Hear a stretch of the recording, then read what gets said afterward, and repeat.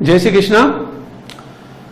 तो बच्चों, हम लोग फिजिक्स पढ़ रहे हैं और अभी तक हमने आपको जो पढ़ाया था वो फिजिक्स से जुड़ी हुई बेसिक बातें थी, जिसमें आप बेसिक मैथ्स आपने सीखा था। बेसिक मैथ्स में थोड़ा डिफरेंशिएशन बताया मैंने, थोड़ा इंटीग्रेशन बताया आपको, वेक्टर क्या होते हैं उनकी प्रॉपर्टीज बताई। मतलब फिजिक्स पढ़ने के लिए जितनी मैथ्स की जरूरत है वो मैंने आपको बताया।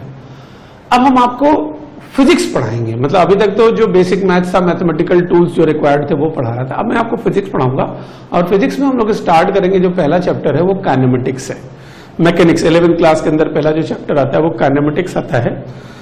काइनेमेटिक्स बेसिकली फिजिक्स की वो ब्रांच है जिसके अंदर हम मोशन के इफेक्ट को स्टडी करते हैं। मोशन का इफेक्ट, जैसे कोई मान लो पार्टिकल है, ये पार्टिकल है, हाँ, इसमें मैंने फोर्स लगाया तो ये पार्टिकल मूव करने लगा। या जैसे ये मान लो चौक है, इसको मैंने ऐसे छोड़ा, ठीक है, तो इसके ऊपर mg लग रहा है, उसके कारण ये मूव कर रहा है, तो इसके अंदर वेलोसिटी आएगी, डिस्प्लेसमेंट आएगा, एक्सेलरेशन आएगा, मोमेंटम आएगा, एंगुलर मोमेंटम आएगा, भांति भांति की फिजिकल क्वांटिटीज जो डिफाइन की गई है वो सब आएंगी। तो काइनेमेटिक्स में हम लोग फोर्स के इफेक्ट को स्टडी करते हैं। जैसे फोर्स का इफेक्ट क्या होता है, फोर्स लगाएंगे तो बॉडी चलेगी, तो डिस्प्लेसमेंट होगा, फिर वेलोसिटी आएगी, फिर एक्सेलरेशन होगा। तो काइनेमेटिक्स में हम लोग फोर्स के इफेक्ट को स्टडी करते हैं और डायनेमिक्स में हम लोग फोर्स को ही स्टडी करते हैं। डायनेमिक्स हम बाद में पढ़ेंगे, अगला जो चैप्टर आएगा। काइनेमेटिक्स को हमने 3 हिस्सों में बांट रखा है। 3 हिस्सों में हमने इसको बांट रखा है। 3 तरह से हम लोग इसकी स्टडी करते हैं। पहला एक स्ट्रेट लाइन का मोशन, दूसरा प्लेन का मोशन जिसे हम लोग आगे चल के प्रोजेक्टाइल मोशन कहेंगे, और तीसरा रिलेटिव मोशन, एक के रिलेटिव दूसरे का जो मोशन होता है उसकी स्टडी है। तो काइनेमेटिक्स के अंदर हम लोग सबसे पहले मोशन इन 1 डायमेंशन या रेक्टिलिनियर मोशन स्टडी करेंगे। Rectilinear motion,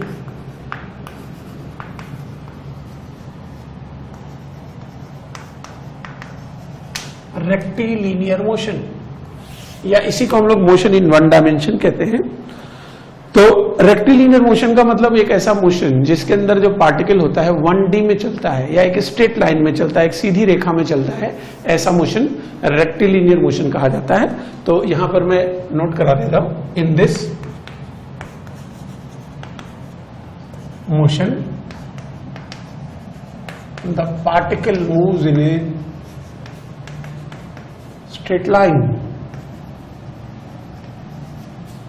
In this motion, particles moves in a straight line. इस तरह का जो मोशन होता है इसमें पार्टिकल स्ट्रेट लाइन में मूव करता है। अब स्ट्रेट लाइन मोशन जो है वो मोशन कैसा मोशन होता है उसको थोड़ा सा मैं बता दूं। एक सीधी लाइन में एक 1 डायमेंशन में चल रहा है। स्ट्रेट लाइन मोशन के बहुत सारे एग्जाम्पल हमारे सामने हैं। जैसे मान लीजिए ट्रेन जा रही है, ट्रेन के पहियों का मोशन भूल जाओ आप, क्योंकि पहिए तो रोटेशन कर रहे हैं, लेकिन अगर ट्रेन एक पटरी पे जा रही है तो उसका मोशन एक स्ट्रेट लाइन का मोशन हो जाएगा। या कोई कार जा रही है सड़क पे, उसका मोशन स्ट्रेट लाइन। या क्रिकेट के अंदर कोई ऐसे बॉल लुढ़कती हुई जमीन पे जा रही है, सीधी चलती चली जा रही है, कहीं घूमती नहीं, तो स्ट्रेट लाइन हो जाएगा। या जैसे मान लो ये चौक है, इस चौक को मैंने छोड़ा तो ये नीचे की तरफ आ रहा है, तो इसका मोशन भी स्ट्रेट लाइन होगा। एक सीधी रेखा में कोई चीज चल रही है तो उसका जो मोशन होता है वो स्ट्रेट लाइन होता है। इस तरह के मोशन में पार्टिकल एक स्ट्रेट लाइन के अलॉन्ग मूव करता है। अब जब हम स्ट्रेट लाइन मोशन पढ़ें या कोई भी मोशन पढ़ें तो हम लोग कुछ टर्म्स डिफाइन करते हैं। जैसे पोजीशन हो गया, डिस्प्लेसमेंट हो गया, वेलोसिटी हो गई, एक्सेलरेशन हो गया, ठीक है, फोर्स हो गया। तो हम लोग कुछ टर्म्स यहां पर डिफाइन करने जा रहे हैं। सबसे पहले हम टर्म यहां पर डिफाइन करेंगे पोजीशन, ठीक है। स्ट्रेट लाइन मोशन में हम लोग मतलब वेक्टर का यूज करने के बजाय प्लस माइनस, क्योंकि एक ही लाइन में चल रहा है तो आगे का डायरेक्शन हम प्लस ले लेंगे, पीछे का माइनस ले लेंगे, या पीछे का प्लस ले लेंगे, आगे का माइनस ले लेंगे। तो स्ट्रेट लाइन मोशन में हम लोग वेक्टर्स का यूज नहीं करते हैं, हम लोग प्लस माइनस से ही काम चला लेते हैं, प्लस और माइनस का यूज करते हैं।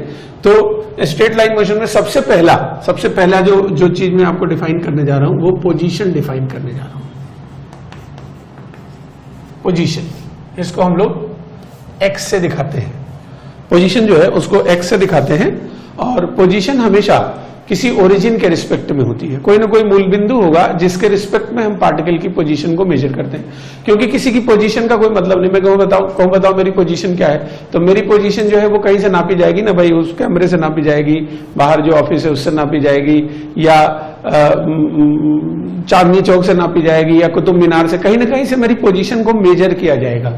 तो किसी भी पार्टिकल की जो पोजीशन है उसको जो मेजर जहां से किया जाता है उसे हम ओरिजिन कहते हैं। ओरिजिन का मतलब ये होता है जहां पे ऑब्जर्वर और जो ऑब्जर्व करने वाला है और जो जवाब देने वाला है, मतलब जो सवाल करने वाला है और जो जवाब देने वाला है, जो जहां दोनों एग्री कर जाएं उसी जगह को हम ओरिजिन कहते हैं। जो जगह दोनों को पता हो उसे हम ओरिजिन कहते हैं। ठीक है, ओरिजिन का मतलब ये होता है कि हमने कोई सवाल पूछा, अब सवाल के अंदर हमने पता है कि भाई इस जगह से ये चीज हो सकती है, तो ओरिजिन का मतलब ये है कि जो दोनों को पता होता है, सवाल पूछने वाले को, सवाल का जवाब देने वाले को, दोनों को वो जगह पता होती है। तो पोजीशन क्या होता है? पोजीशन ओरिजिन से जैसे मान लीजिए पोजीशन को मुझे डिफाइन करना है, ये ओरिजिन हो गया और यहां पर एक पार्टिकल है P, तो ओरिजिन से उसको ज्वाइन करने वाली लाइन जो होती है वो पोजीशन होती है, और पोजीशन एक वेक्टर क्वांटिटी होती है, तो इसका डायरेक्शन हमेशा अवे फ्रॉम द ओरिजिन होता है। ठीक है, तो हम इसको ऐसे लिख सकते हैं, the line joining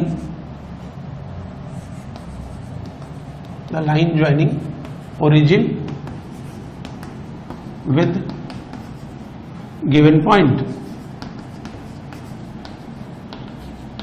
line joining origin with given point, origin को गिवन पॉइंट से ज्वाइन करने वाली जो लाइन होती है दैट इज कॉल्ड पोजीशन, और इसका डायरेक्शन हमेशा होता है, ये बात इंपॉर्टेंट है समझना है, इट्स चूंकि वेक्टर होता है तो its direction is away from origin.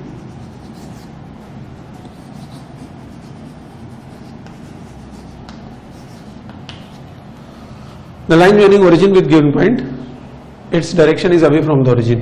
Origin को given point से ज्वाइन करने वाली जो लाइन है, ठीक है, इसे कहते हैं, और इसका डायरेक्शन जो है वो ओरिजिन से दूर की तरफ होता है, हमेशा ओरिजिन से दूर की तरफ होता है, मूल बिंदु से दूर की तरफ, ओरिजिन से अवे इसका डायरेक्शन होता है। ठीक है, ये आपका पोजीशन हो गया। अब पोजीशन पॉजिटिव भी हो सकता है, नेगेटिव भी हो सकता है। जैसे मान लेते हैं कि ये डायरेक्ट मतलब ये एक्स एक्सिस है, तो अगर पार्टिकल यहां पर है तो डायरेक्शन ये यानी पॉजिटिव डायरेक्शन हो गया। अगर मान लो यही पार्टिकल यहां पर होता तो ओरिजिन से इसको मिलाते तो नेगेटिव डायरेक्शन होता है। तो पोजीशन पॉजिटिव नेगेटिव दोनों हो सकती है। किसी भी पार्टिकल की जो पोजीशन है वो पॉजिटिव भी हो सकती है, नेगेटिव भी हो सकती है। ठीक है, अब ये पोजीशन हो गया। अब पोजीशन के बाद इसके अंदर एक टर्म और आता है जिसे हम लोग कहते हैं displacement.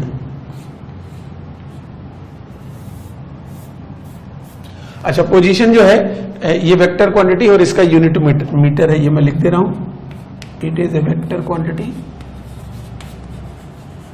It is a vector quantity and its unit is vector quantity है और इसका यूनिट मीटर होता है। तो एक क्वांटिटी हमने डिफाइन की पोजीशन, ओरिजिन से उस पॉइंट को मिलाएंगे, तो ओरिजिन से अगर उस पॉइंट को मिलाएंगे तो पोजीशन बन जाती है। अब हम दूसरा यहां पर टर्म डिफाइन करने जा रहे हैं, डिस्प्लेसमेंट। डिस्प्लेसमेंट विस्थापन।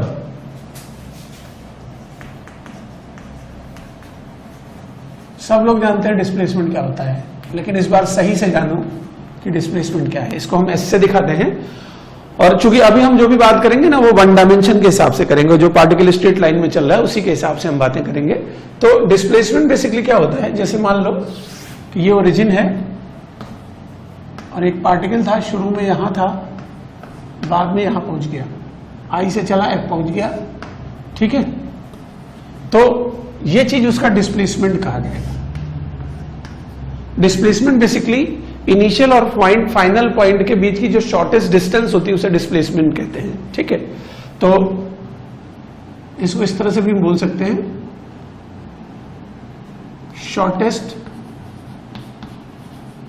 Distance between initial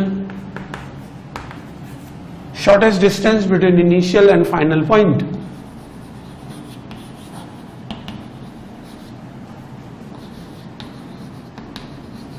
shortest distance between initial and final point, initial point और फाइनल पॉइंट के बीच की शॉर्टेस्ट डिस्टेंस, सबसे कम जो दूरी है इनिशियल और फाइनल पॉइंट के बीच की, उसे हम लोग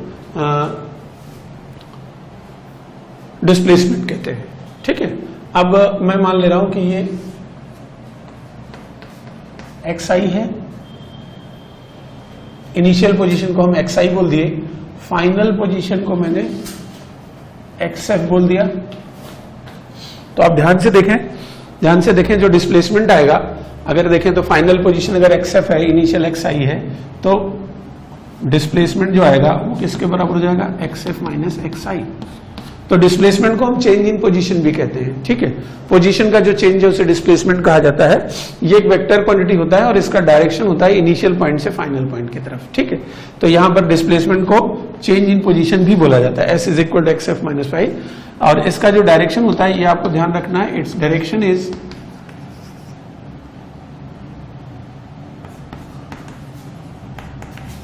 from initial point, its direction is from initial point to final point.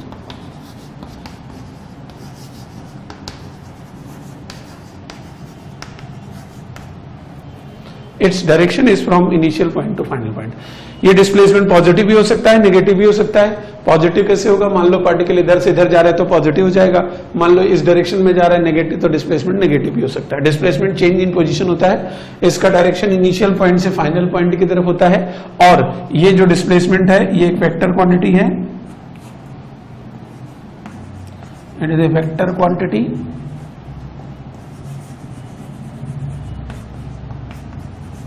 And its unit is meter, ठीक है। ये एक वेक्टर क्वांटिटी होती है और इसका यूनिट मीटर होता है। अब ये जो डिस्प्लेसमेंट होता है इसका जो डायरेक्शन होगा वो पॉजिटिव भी हो सकता है, नेगेटिव भी हो सकता है। ध्यान रहे डिस्प्लेसमेंट का डायरेक्शन हमेशा इनिशियल पॉइंट से फाइनल पॉइंट की तरफ होता है। डिस्प्लेसमेंट के डायरेक्शन को लेकर तरह तरह के कंफ्यूजन बच्चों के दिमाग में रहते हैं, तो थोड़ा सा मैं डिस्प्लेसमेंट के डायरेक्शन के बारे में आपको बताना चाह रहा हूं। जैसे इसको थोड़ा सा कुछ आपको नोट वोट नहीं करना है, बस इसको आप समझिए। जैसे मान लीजिए कि एक ऊंचा सा टावर है, ऊंचा सा टावर है, यहां से मैंने एक पार्टिकल को फेंका, ये पार्टिकल ऐसे गया ऐसे आया, मैं अपवर्ड डायरेक्शन को पॉजिटिव ले रहा हूं मान लो और डाउनवर्ड को नेगेटिव ले रहा हूं। ये पार्टिकल यहां से फेंका गया, ये इसका इनिशियल पॉइंट था, गया और इधर आया। तो आप ये बताएं कि इसका डिस्प्लेसमेंट का डायरेक्शन कैसा होगा, पॉजिटिव या नेगेटिव। तो आप देखें हमें इस बात से कोई मतलब नहीं होता कि पार्टिकल कहां कहां गया, इधर गया उधर गया, घूमा फिरा वापस आया, इससे मतलब नहीं। हमें मतलब इनिशियल से फाइनल है, इनिशियल इधर है फाइनल इधर है, तो इनिशियल से फाइनल को अगर मैं ज्वाइन करूंगा तो ये डायरेक्शन आ जाएगा, यानी डिस्प्लेसमेंट यहां नेगेटिव लेना पड़ेगा। अभी मान लो कोई पार्टिकल है, उसको मैं यहां से प्रोजेक्ट करता हूं, हाईएस्ट पॉइंट तक पहुंच जाता है, इसको इनिशियल मानता हूं मैं, इसको फाइनल। तो अब इनिशियल से फाइनल का जो डायरेक्शन होगा वो कैसा हो जाएगा, अपवर्ड हो जाएगा, पॉजिटिव डायरेक्शन हो जाएगा। तो डिस्प्लेसमेंट में यही आपको ध्यान रखना है कि बस आपको कहां कहां गया इससे मतलब नहीं है, बस आप इनिशियल पॉइंट को फाइनल से ज्वाइन करेंगे। जब आप इनिशियल को फाइनल से ज्वाइन करेंगे तो जो भी डायरेक्शन आएगा वो डिस्प्लेसमेंट वेक्टर का डायरेक्शन होगा, जो भी डायरेक्शन होगा वो डिस्प्लेसमेंट वेक्टर का डायरेक्शन होगा। डिस्टेंस बेसिकली क्या है कि जो भी जैसे पार्टिकल कोई जा रहा है तो वो जो रास्ता तय करता है उसकी जो लंबाई है उसको डिस्टेंस कहते हैं हम लोग। Length of the path travelled by the particle, length of the path travelled by the particle.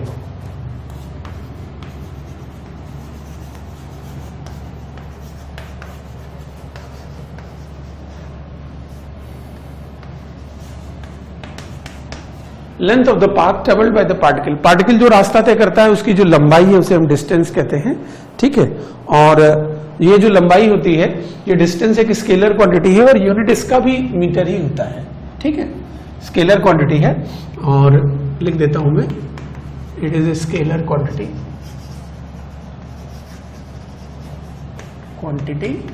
And it is a scalar quantity and its unit is metre. तो डिस्टेंस और डिस्प्लेसमेंट में फर्क क्या है? डिस्प्लेसमेंट क्या है, इनिशियल और final को मिलाने वाली जो डायरेक्ट लाइन होगी उसकी लंबाई है डिस्प्लेसमेंट, और डिस्टेंस उसने जो भी रास्ता तय किया है उसकी लंबाई है। जैसे मान लीजिए कि एक एग्जांपल के लिए मैं आपको बता रहा हूं, एक सिचुएशन मैं आपको समझा रहा हूं कि मान लीजिए आप कोटा से स्टार्ट करते हैं, कोटा से जयपुर लगभग 250 किलोमीटर है, ठीक है। आप कोटा से अपने घर से शुरू करते हैं, मान लीजिए महावीर नगर रहते हैं आप, ठीक है, और अपने घर से आप शुरू करते हैं और वहां से आप चालू करते हैं और आप जयपुर पहुंच जाते हैं। जयपुर लगभग 250 किलोमीटर है। आप जाते हैं जयपुर में, जो भी काम हो, सुबह चलते हैं आप, जो भी काम वाम होता है काम निपटाते हैं, निपटा के आप रात में वापस आते हैं। तो जब आपने घर पे दोबारा पहुंचे आप, तो जो डिस्प्लेसमेंट होगा वो तो जीरो हो जाएगा, क्योंकि डिस्प्लेसमेंट इनिशियल और फाइनल का होता है।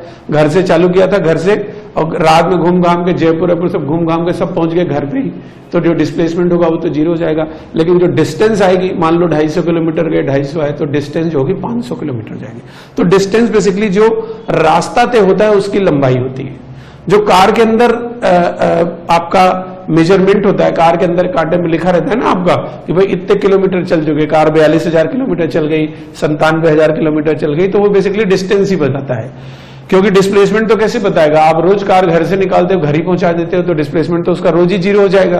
तो वो जो कार के अंदर बताता है ना किलोमीटर, कितने किलोमीटर चल गया है, वो आपका डिस्टेंस ही बताता है, डिस्टेंस का मेजरमेंट होता है वो।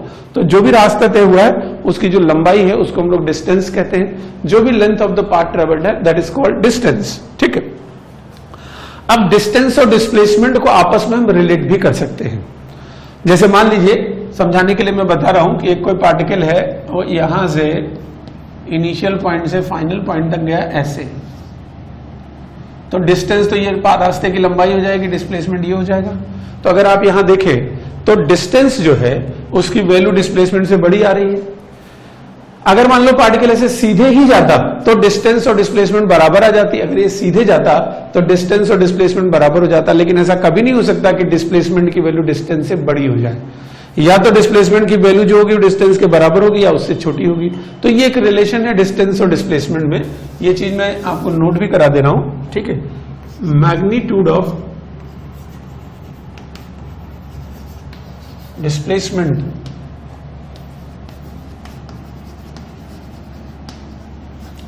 magnitude of displacement can never be greater than distance. Magnitude of displacement can never be greater than distance.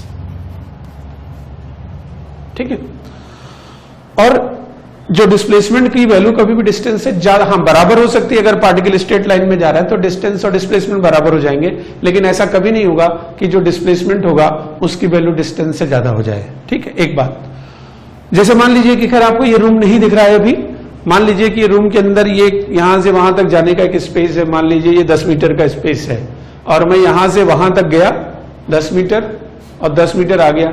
तो जब मैं पहले 10 मीटर आगे जा रहा था तो डिस्प्लेसमेंट बढ़ रहा था, लेकिन बढ़ रहा था। जब मैं वापस आऊंगा तो डिस्प्लेसमेंट जैसे घट जाएगा, मान लो 1 मीटर वापस आया तो 9 हो जाएगा, 1 और आया तो 8 हो जाएगा, फिर पूरा 10 मीटर वापस आ जाऊंगा तो डिस्प्लेसमेंट जो है वो 0 हो जाएगा। लेकिन डिस्टेंस की वैल्यू देखो लगातार बढ़ रही है। मैं जा रहा था तब भी डिस्टेंस बढ़ रहा था, 10 लौटा तो पाथ की लंबाई 11 हो जाएगी, 1 मीटर लौटा, 2 लौटा तो 12 हो जाएगी, पूरा लौटा है तो 20 मीटर पाथ की लंबाई हो जाएगी। मेरे कहने का मतलब क्या है, कहने का मतलब ये कि डिस्टेंस की वैल्यू ना कभी भी मोशन के दौरान घट नहीं सकती। डिस्टेंस, भाई मैं जाके वहीं सो गया तो क्या होगा, डिस्टेंस कांस्टेंट हो जाएगी, यही तो होगा। लेकिन डिस्टेंस घटा नहीं सकता हूं मैं, डिस्प्लेसमेंट की वैल्यू घटा भी सकता हूं। गया पार्टिकल और वापस आ गया तो डिस्प्लेसमेंट की वैल्यू घट गई, लेकिन डिस्टेंस की वैल्यू या तो बढ़ेगी या पार्टिकल वहीं जाकर रुक जाएगा तो कांस्टेंट हो जाएगी। डिस्टेंस कभी डिक्रीज नहीं करती, ये डिस्टेंस की एक विशेष बात होती है। और इसीलिए आगे हम देखेंगे कि डिस्प्लेसमेंट टाइम, डिस्टेंस टाइम का जो ग्राफ है कभी झुकता नहीं है। आगे हम पढ़ेंगे डिस्टेंस टाइम का जब ग्राफ बनाएंगे तो कभी झुकेगा नहीं ग्राफ, ये ग्राफ हमेशा आगे की तरफ बढ़ेगा क्योंकि डिस्टेंस की वैल्यू कभी डिक्रीज नहीं होती। ठीक है, तो इस बात को मैं लिख दे रहा हूं, value of distance can never decrease.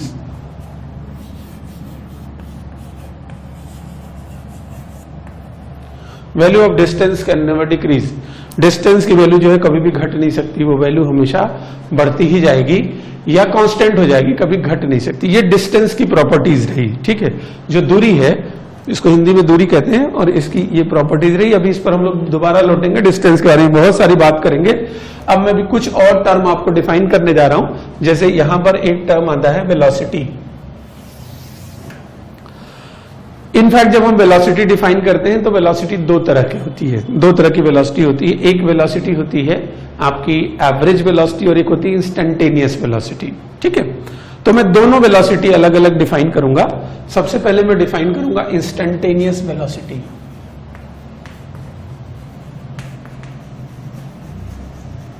Instantaneous velocity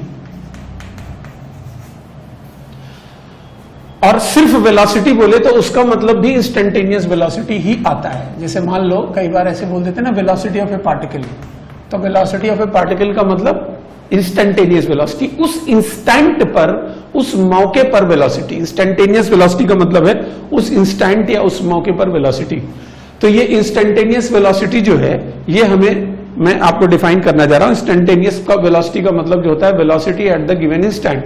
2 second बाद वेलोसिटी क्या होगी, 5 सेकंड बाद क्या होगी। जैसे मान लो मैं कोटा से स्टार्ट किया जयपुर के लिए और मैं अपनी कार से जा रहा हूं, तो कहीं पे जब एकदम शुरुआत में गली मोहल्ले में मैं जाऊंगा तो मेरी कार की स्पीड 10 किलोमीटर पर आवर होगी।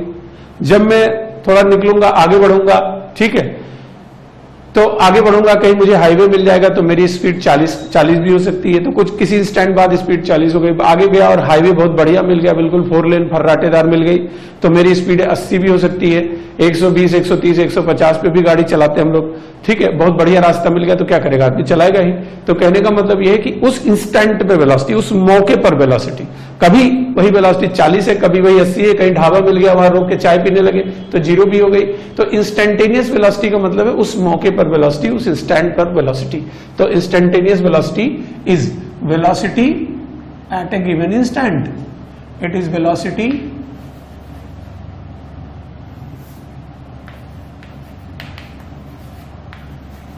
at a given instant,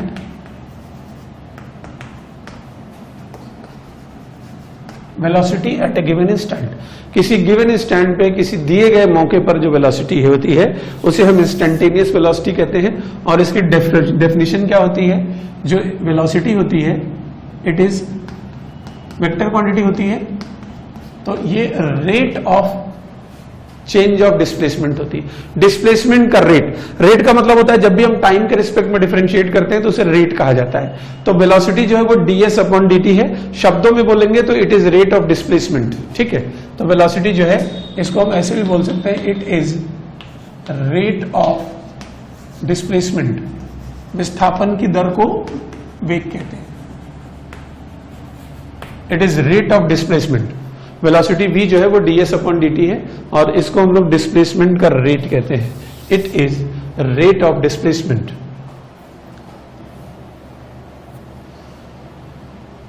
अब जो वेलोसिटी है एक वेक्टर क्वांटिटी है और इसका यूनिट जो होता है वो मीटर होता है। It is rate of displacement, displacement का रेट है और ये वेक्टर क्वांटिटी है और यूनिट मीटर पर सेकेंड होता है।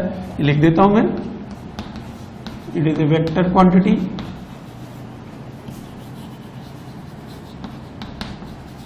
and unit is मीटर पर सेकेंड, ठीक है। वेलोसिटी जो है वो वेक्टर क्वांटिटी और यूनिट मीटर पर सेकेंड होता है। अब एक सवाल ये भी पैदा होता है कि वेलोसिटी का डायरेक्शन क्या होगा।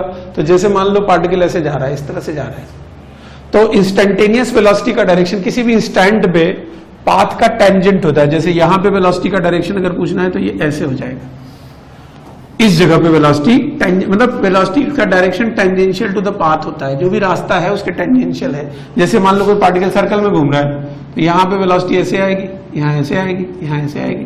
तो इंस्टेंटेनियस वेलोसिटी का जो डायरेक्शन होता है that is tangential to the path, जो भी रास्ता है उसके टेंजेंशियल होता है। इंस्टेंटेनियस वेलोसिटी का डायरेक्शन जो है वो टेंजेंशियल टू द पाथ है, रास्ते के टेंजेंट पे होता है। अब यूनिट इसका मीटर पर सेकेंड होता है और ये तो इंस्टेंटेनियस वेलोसिटी हो गई। अब इसके अंदर एक और इंस्टेंटेनियस वेलोसिटी या वेलोसिटी, आप ये समझो कि वेलोसिटी और इंस्टेंटेनियस वेलोसिटी एक ही चीज है, दोनों में रत्ती भर का फर्क नहीं है, दोनों एक ही चीजें हैं। अगर आपसे वेलोसिटी बोलता है तो उसका मतलब इंस्टेंटेनियस वेलोसिटी निकालना, अगर आपसे इंस्टेंटेनियस वेलोसिटी बोलता है तो उसका मतलब आप वेलोसिटी निकालना, ठीक है, दोनों एक ही चीजें हैं। अब उसके बाद हम आगे बढ़ते हैं और एवरेज वेलोसिटी देखते हैं क्या है। Average velocity,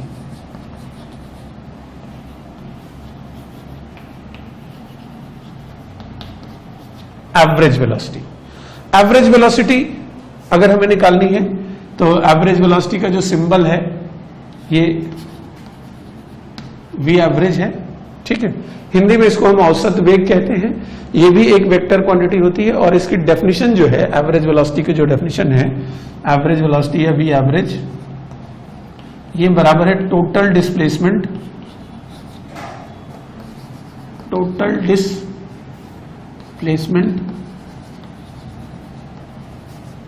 total displacement upon total time. Total displacement upon total time, total displacement upon total time. Total displacement upon total time, total displacement upon total time.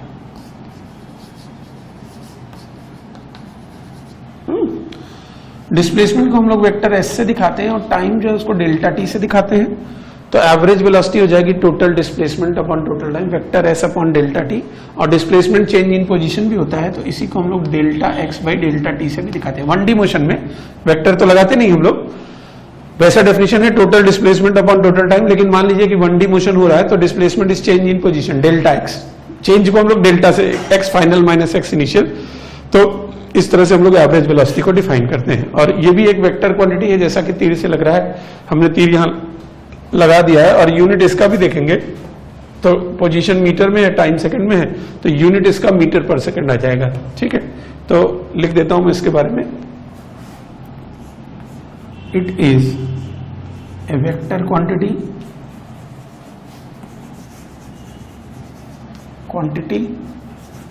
And unit is metre पर second. अब इसमें एक सवाल पैदा होता है, average velocity जो है वो total displacement upon total time. जैसे मैं आपको समझा दूं कि ऐसे समझे कि वही मैं जयपुर वाला एग्जांपल ले रहा हूं कि मैं कोटा से जयपुर गया, ठीक है, कोटा से जयपुर में गया और कहीं पे मेरी वेलोसिटी 0 थी, कहीं पे 30 थी, कहीं 40 थी, कहीं हाईवे पे 120-150 के आसपास हो गई। सुबह गया था, मैं शाम को वापस आ गया। तो अगर मैं सुबह गया था और शाम को वापस आ गया तो इसका मतलब कि टोटल जो डिस्प्लेसमेंट हो गया वो 0 हो गया, तो टोटल डिस्प्लेसमेंट 0 हो गया। लेकिन अगर आप देखें तो जो एवरेज वेलोसिटी आएगी वो भी 0 हो जाएगी। तो एवरेज वेलोसिटी तो 0 है, लेकिन मैं कोटा से जयपुर गया था और वापस आया था, तो वेलोसिटी की वैल्यू तो कुछ ना कुछ रहेगी ही।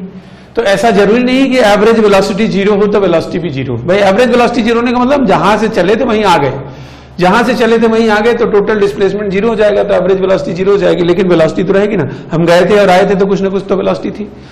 तो एवरेज वेलोसिटी जो होती है वो इंस्टेंटेनियस वेलोसिटी से, जो एवरेज वेलोसिटी है वो इंस्टेंटेनियस वेलोसिटी से कहीं ज्यादा, जैसे मान लो कि एवरेज वेलोसिटी की कुछ वैल्यू आ गई, मान लो मैंने कुछ नंबर ले लिए, मान लो 0 से लेके 50 तक के कुछ नंबर ले लिए और उनका एवरेज लिया, तो उनका एवरेज 0 से 50 के बीच में ही आएगा ना। तो एवरेज वेलोसिटी की वैल्यू कभी तो एक्चुअल वैल्यू से कम होती है, कभी ज्यादा होती है, कभी बराबर होती है। तो एवरेज वेलोसिटी की जो वैल्यू होती है वो इंस्टेंटेनियस वेलोसिटी के बराबर भी हो सकती है, कम भी हो सकती है, ज्यादा भी हो सकती है, कोई फिक्स नहीं है भाई। वो एवरेज है, वो इंटरवल का एवरेज है, वो एक पीक वैल्यू को भी रिप्रेजेंट कर रहा है, वो लोअर वैल्यू को रिप्रेजेंट कर रहा है। ठीक है, जैसे ऐसे समझिए कि कोई क्लास के अंदर 100 बच्चे बैठे हुए हैं, सबकी हाइट का एवरेज लिया जाए, मान लो हाइट 5.6 आ गई। इसका मतलब यह है कि कुछ ऐसे बच्चे होंगे जिनकी हाइट 5.6 से भी ज्यादा होगी, कुछ ऐसे होंगे जिनकी 5.6 से भी कम होगी, और हो सकता है कुछ ऐसे भी हो जिनकी 5.6 के बराबर भी हो। तो एवरेज वैल्यू जो होती है वो इंस्टेंटेनियस वैल्यू से ज्यादा भी हो सकती है, कम भी हो सकती है और बराबर भी हो सकती है। जो भी एवरेज वेलोसिटी है वो एक्चुअल वेलोसिटी से कम, ज्यादा या बराबर कुछ भी हो सकती है। तो जैसे वेलोसिटी के बाद आता है इंस्टेंटेनियस स्पीड का नंबर। ठीक है, इंस्टेंटेनियस स्पीड बोलो या स्पीड बोलो, दोनों एक ही बात है, दोनों में कोई फर्क नहीं है। ठीक है, इंस्टेंटेनियस स्पीड या स्पीड दोनों एक ही बात है। आप समझो दोनों में, मतलब आपसे कोई स्पीड बोलता है या इंस्टेंटेनियस स्पीड बोलता है, दोनों का एक ही मतलब होता है। और ये बेसिकली इंस्टेंटेनियस स्पीड जो होती है ये पाथ लेंथ का रेट ऑफ चेंज होता है। ठीक है, हम इसको v is equal to instantaneous speed को v से दिखाते हैं और इसको dl अपॉन dt बोलेंगे, जहां l जो है वो पाथ लेंथ है, L जो है ये पाथ लेंथ है।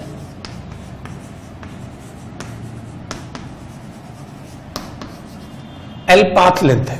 ठीक है, इंस्टेंटेनियस स्पीड v जो है वो dl अपॉन dt के बराबर होती है। कुल मिला के इसको हम ऐसे कह सकते हैं, it is the rate of change of path length. ठीक है, और ये एक स्केलर क्वांटिटी होती है और इसका यूनिट जो होता है वो भी मीटर पर सेकंड होता है। ठीक है, तो ये स्केलर क्वांटिटी है, scalar quantity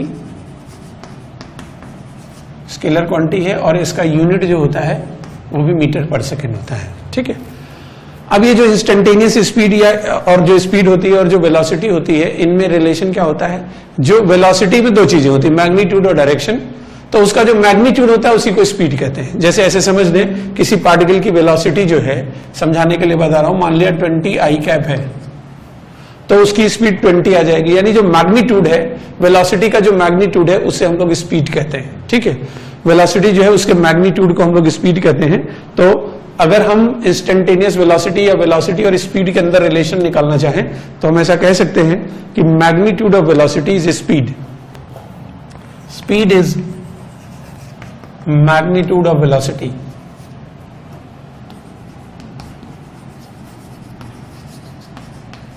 speed is magnitude of velocity, यानी स्पीड में ऐसे लिख सकता हूं, स्पीड जो है यह है मॉड ऑफ v।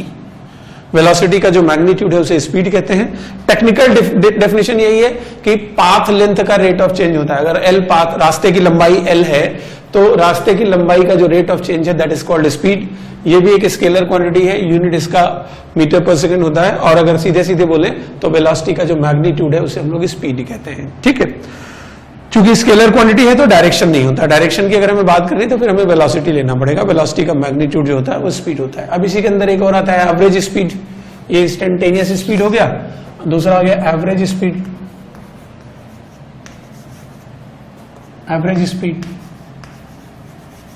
ठीक है। इसको हम भी एवरेज से दिखाते हैं, ये भी स्केलर ही है। और एवरेज स्पीड जो है इसकी डेफिनेशन बनती है total distance travelled.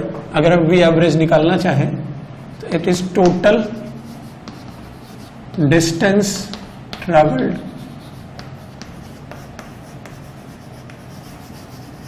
Upon total distance travelled upon total time taken.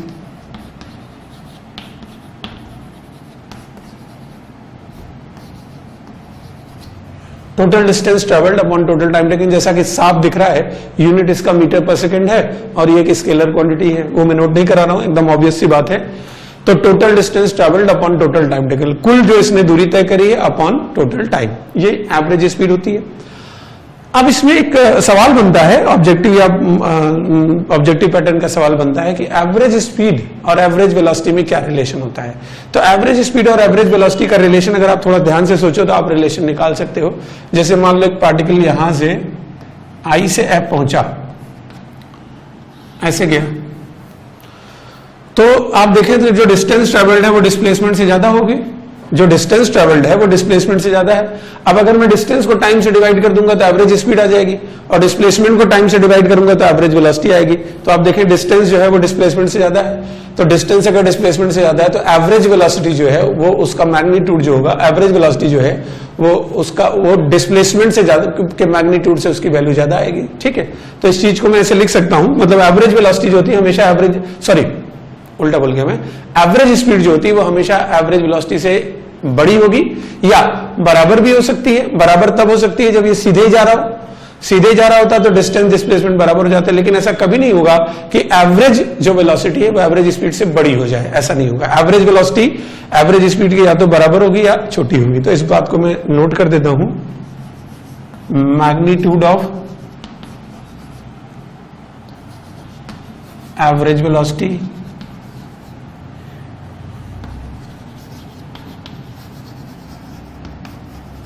can never be, magnitude of average velocity can never be greater than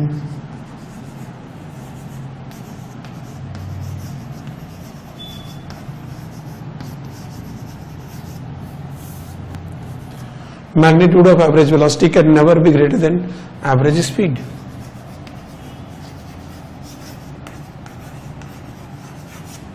Magnitude of average velocity can never be greater than average speed. Average velocity का जो magnitude है वो average speed के magnitude से कभी भी ज्यादा नहीं हो सकता है, ठीक है। एवरेज वेलोसिटी या तो बराबर होगी, एवरेज वेलोसिटी का जो मैग्नीट्यूड है या तो बराबर होगा एवरेज स्पीड से या छोटा होगा। ऐसा कभी नहीं हो सकता कि एवरेज वेलोसिटी एवरेज स्पीड से बड़ी हो जाए, ठीक है। इंस्टेंटेनियस एक्सेलरेशन, इंस्टेंटेनियस एक्सेलरेशन क्या है कि हम किसी भी इंस्टेंट पे जो एक्सेलरेशन होता है, किसी भी मौके पर जो एक्सेलरेशन होता है उस एक्सेलरेशन को हम इंस्टेंटेनियस एक्सेलरेशन बोलते हैं। क्वेश्चन में आपसे या अगर सिर्फ एक्सेलरेशन बोलता है तो उसका मतलब भी इंस्टेंटेनियस एक्सेलरेशन है। सिर्फ एक्सेलरेशन बोल रहा है उसका मतलब भी इंस्टेंटेनियस एक्सेलरेशन है, और एक्सेलरेशन का मतलब तो इंस्टेंटेनियस एक्सेलरेशन है ही। अब ये जो एक्सेलरेशन है इसको डिफाइन हम लोग कैसे करते हैं, बेसिकली जो एक्सेलरेशन है it is rate of change of velocity, a is equal to dv by dt, ठीक है। इसको शब्दों में ऐसे लिखते हैं हम लोग, it is rate of change of, it is rate of change of velocity, ये वेलोसिटी का रेट ऑफ चेंज है। इंस्टेंटेनियस एक्सेलरेशन जो है वो dv बाई dt के बराबर होता है, और ये rate of change of velocity होता है। वेलोसिटी के रेट बदलने की रेट होती है, और इसका वेक्टर क्वांटिटी होती है, और इसका यूनिट जो होता है वो मीटर पर सेकेंड स्क्वायर होता है। तो लिख लेते हैं, it is a vector quantity and unit is, ये वेलोसिटी का मीटर पर सेकेंड होगा, 1 सेकेंड और नीचे आ जाएगा तो मीटर पर सेकेंड स्क्वायर हो जाएगा।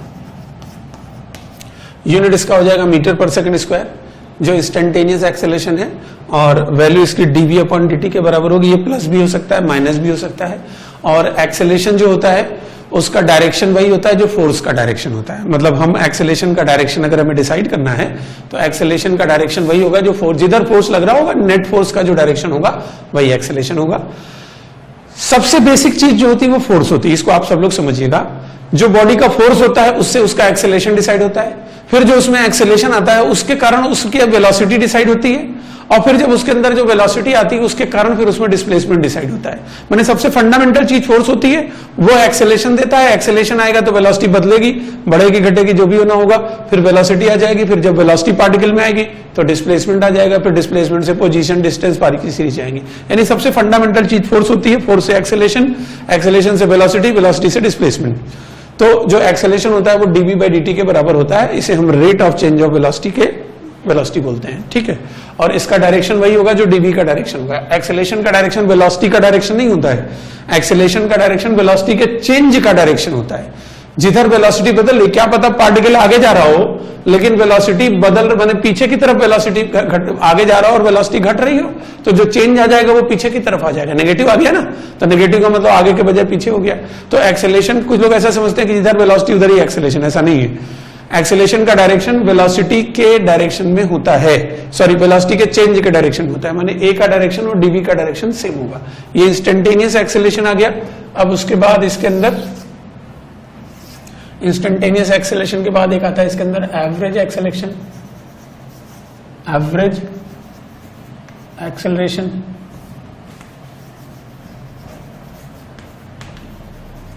इसको हम लोग दिखाते हैं वेक्टर, ऐसे सिंबल लगा देते हैं, या इसी का एक सिंबल और है ए average.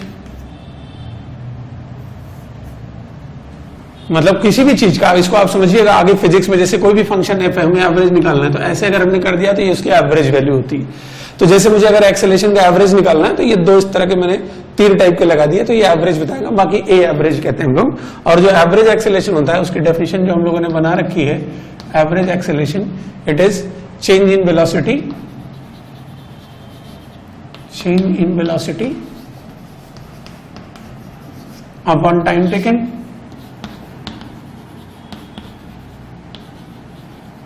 Change in velocity upon time taken.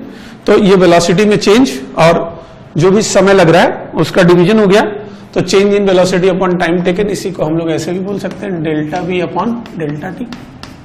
1D में है तो वेक्टर लगाने की जरूरत नहीं है, 2D 3D में तो आप वेक्टर भी लगाएंगे, या इसी को हम लोग बोल सकते हैं final velocity minus initial velocity upon final time minus initial time. Average acceleration क्या है? Change in velocity upon time taken. इसका यूनिट वही है मीटर पर सेकेंड स्क्वायर, और वेक्टर क्वांटिटी है। जैसे ये वेक्टर क्वांटिटी है वैसे एवरेज एक्सेलेरेशन भी वेक्टर क्वांटिटी है, यूनिट दोनों का सेम है, ठीक है। तो मैं लिख देता हूं it is a vector quantity, it is a vector quantity and unit is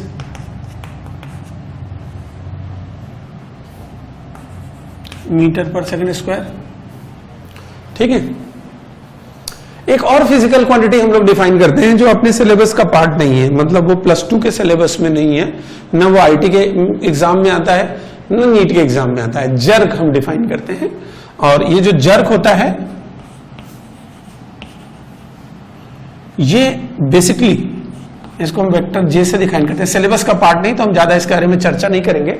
jerk basically क्या होता है? Rate of change of acceleration होता है, ठीक है। मतलब एक्सेलेरेशन, जैसे डिस्प्लेसमेंट का रेट ऑफ चेंज हुआ वेलोसिटी, वेलोसिटी का रेट ऑफ चेंज हुआ एक्सेलेरेशन, तो एक्सेलेरेशन का जो रेट ऑफ चेंज होता है उसे हम लोग जर्क कहते हैं। तो jerk basically DA by D T है, rate of change of acceleration है ये। ठीक है, डीए बाई डी टी है, यूनिट वेक्टर क्वांटिटी है, यूनिट इसका होगा इट इज वेक्टर, और यूनिट इसका जो होगा मीटर पर सेकेंड क्यूब।